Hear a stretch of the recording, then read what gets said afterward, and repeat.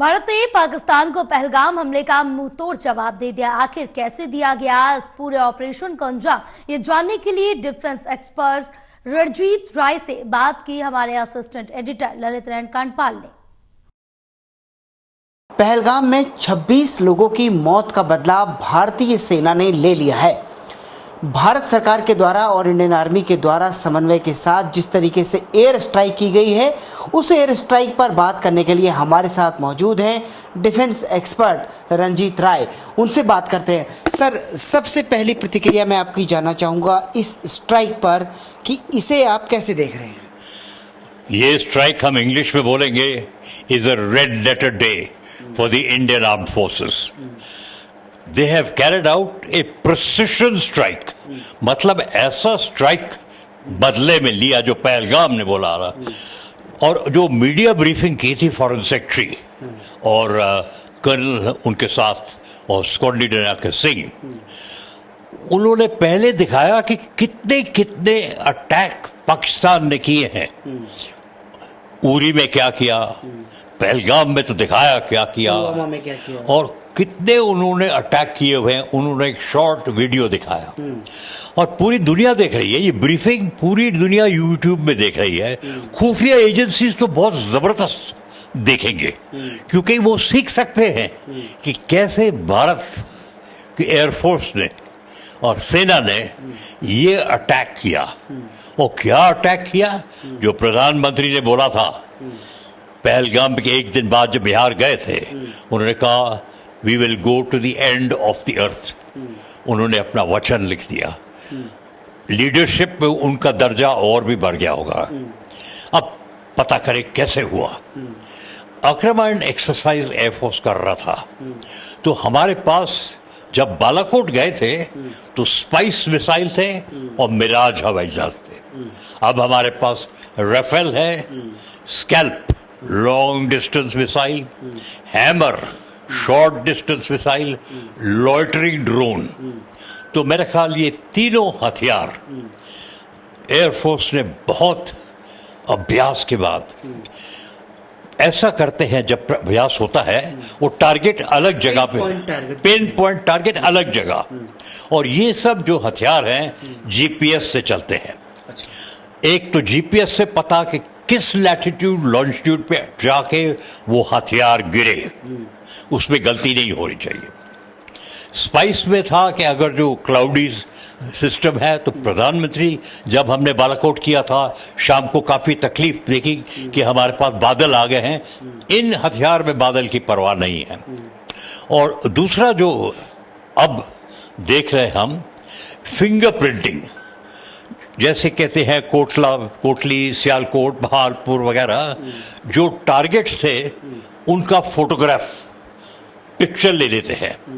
जो हथियार होता है वो उसको देख सकता है पिक्चर को और फिंगर प्रिंटिंग कर सकता है कि मैं इस टारगेट के ऊपर हूं। और ये हो रहा है यूक्रेन और रशिया में भी, जैसे कीव। और आपको ये भी पता है इजराइल के पास ये हथियार है, हमें स्पाइस दिए थे, अब हमें फ्रांस से हैमर स्कैल्प मिले हैं जो नेवी को भी मिलेंगे। तो दर्जा भारत की एयरफोर्स, आर्मी और नेवी ने भी कुछ अपना दिमाग लगाया होगा, क्योंकि तीनों सर्विसेज इकट्ठे कदम में चलते हैं। तीनों का वेल कोऑर्डिनेशन देखने को मिला। लेकिन जिस तरीके से 9 आतंकी हमलों पर, ये ठिकानों पर ये बमबारी की गई, नुकसान पहुंचाया गया, लेकिन एक सवाल सबसे बड़ा ये है कि हम पाकिस्तान की तरफ से भी लगातार ये बातचीत सुन रहे थे कि अगर उनकी धरती पर कोई अटैक हुआ तो वो जवाब देंगे। तो क्या इसे आखिरी अटैक माना जाए या फिर आगे कुछ और? नहीं, जो आवाज़ आ रहे हैं पाकिस्तान से, अब कहते हैं हम बात करने के लिए तैयार हैं, तो इसका मतलब उनका निश्चय ऐसा नहीं है, क्योंकि ऐसा सबक मिला है उनको।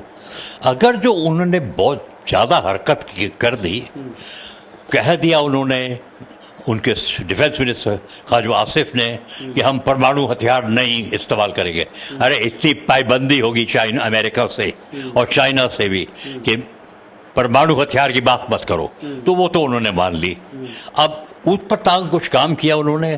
तो अब क्या हो रहा है, और मीडिया आजकल टीवी सब दिखा रही है, लाइन ऑफ कंट्रोल और जो हॉट बॉर्डर है जम्मू का, वो नहीं मानते लाइन इंटरनेशनल बॉर्डर जम्मू का, कहते हैं इट इज डिस्प्यूटेड टेरिटरी। वहाँ बमबारी कह रहे हैं बहुत चल गए, क्योंकि रिपोर्ट्स आ रही हैं कि एम्बुलेंसेज आगे जा रही हैं और 9 लोगों की मौत हो गई है। तो अब लाइन ऑफ कंट्रोल बहुत एक्टिव हो गया है, और 155 गन का एम्यूनिशन पाकिस्तान ऑर्डिनेंस फैक्ट्री पास बहुत है, तो वो लगातार करे जा रहे हैं। कल रात से शेलिंग हो रही है, कई हमारे वहाँ के कुछ लोगों के मरने की भी खबरें आई हैं। क्या लग रहा है आपको, ये शेलिंग आगे जाकर किसी बड़े अटैक में बदल सकती है?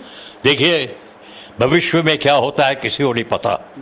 कल भी किसी को दुनिया में नहीं पता कि प्रधानमंत्री ने निश्चय कर दिया था, और उन्होंने छोटे से भाषण में कुछ हिंट दी थी, और देखिए 1:45 बजे आज सवेरे तेज धनाधन हमारे राफेल और हमारे जो मिसाइल्स और लॉइटरिंग ड्रोन्स सब लग गए 9 जगह पे।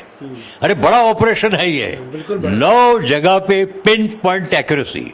और कहते हैं मसद अजूर की फैमिली भी 10 लोगों के मारे जाने की खबर है उसके बाद से। तो एक हमें शाबाश देनी चाहिए हमारे खुफिया एजेंसी, इंटेलिजेंस एजेंसी। हर एक इंटेलिजेंस एजेंसी एक सेक्शन होता है टारगेटिंग, टारगेट्स तैयार रखते हैं। तो इस लग रहा है हमारे इंटेलिजेंस एजेंसी ने पूरे जो उनके टेररिस्ट उग्रवादी कैंप्स हैं उनका लैटिट्यूड लॉन्जिट्यूड था, और अभ्यास में इन्होंने प्लान बनाया होगा, अभ्यास किया होगा कि 9 जगह पे हम अटैक करेंगे। तो अब उनके लिए थोड़ा आसान हो गया, आसान नहीं लेकिन पॉसिबल हो गया। उन्होंने ऑप्ट कर दिया पाकिस्तान की तरफ, और 1:45 बजे ऑपरेशन सिंदूर, ये नाम भी बहुत अच्छा लिया है। भारत का जो सिंदूर है वो महिला का इज्जत है, और महिला सिंदूर उजाड़ा था उन आतंकवादियों ने। बिल्कुल, क्योंकि जो उन्हें पहलगाम किया, औरत लोग को तो अलग कर दिया, उनके सामने उनके हस्बैंड्स को गोली मार दी। और पुराने ज़माने में तो हमारे पास वो कस्टम होता था कि वाइफ अपने हस्बैंड के साथ पैर पे जाती थी, सती। वो ब्रिटिश ने बैन कर दिया, लेकिन सिंदूर से आपका पता, भारत के प्रधानमंत्री ने मेरे ख्याल सोच समझ के ऑपरेशन सिंदूर बनाया होगा, ताकि वो महिला की इज्जत। ब्रीफिंग में भी उन्होंने, जो हमें मिली आज सवेरे प्रेस ब्रीफिंग, 2 महिला कुरैशी, हाँ, कर्नल कुरैशी और मिंग कमांडर सिंह, उनको भेजा कि आप भारत को बताइए कि हमने ये कारोबार किया, और फॉरेन सेक्रेटरी ने पूरी दिया। और उसके पहले जो भी बैठे थे उनको पूरा यादगिरी हो गए कितनी अटैक्स पाकिस्तान ने टेररिज्म में किया है, और झूठ बोलते हैं, मानते नहीं है। लेकिन अब उनकी हालत थोड़ी खस्ता होगी। क्या भारत की तरफ से ये एक तरह से कहा जाए कि बदला पूरा हो गया? आपको क्या लगता है? देख लिए, दुनिया में बदला कभी पूरा नहीं होता। गुस्सा हमारे देश में है, और अब थोड़ा गुस्सा पाकिस्तान में भी हो जाएगा। और पाकिस्तान में ये जिहादी एलिमेंट जो है, कितने सालों से हम लगे हुए हैं, लेकिन अब कुछ पक्का नहीं है कि सबक सीखे कि नहीं सीखे, कितना कारोबार करना पड़ेगा। और ये है कि उनके मन में क्या है कि अपनी कुर्बानी करनी है। कई देश ऐसे होते हैं, पुराने इतिहास में है, कोई कहते हैं ठीक है हम देखा जाएगा, तो ये कोई बात है। लेकिन हमारी खुफिया एजेंसीज उसके ऊपर लगे हुए हैं, पूरी दुनिया लगी हुई है। प्रेसिडेंट ट्रंप ने भी कहा, जब वो कहता मैं ऑफिस में आया मैंने सुना ये ऑपरेशन सिंदूर हो गया, तो कहता है ये लोग दोनों लड़ रहे थे, हमें कह रहे हैं, और यूनाइटेड नेशन सिक्योरिटी काउंसिल कह रहा है आपस में बना दो। तो अब कुछ आवाज़ आ रहे हैं पाकिस्तान से, we are ready to talk. अब कौन सच है, कौन करना चाहता है, उनके पार्लियामेंट में क्या होगा, ये कोई नहीं बोल सकता। चलिए, हमसे बात करने के लिए बहुत बहुत शुक्रिया। कैमरा पर्सन अनिल के साथ ललित नारायण कांडपाल, टोटल न्यूज़।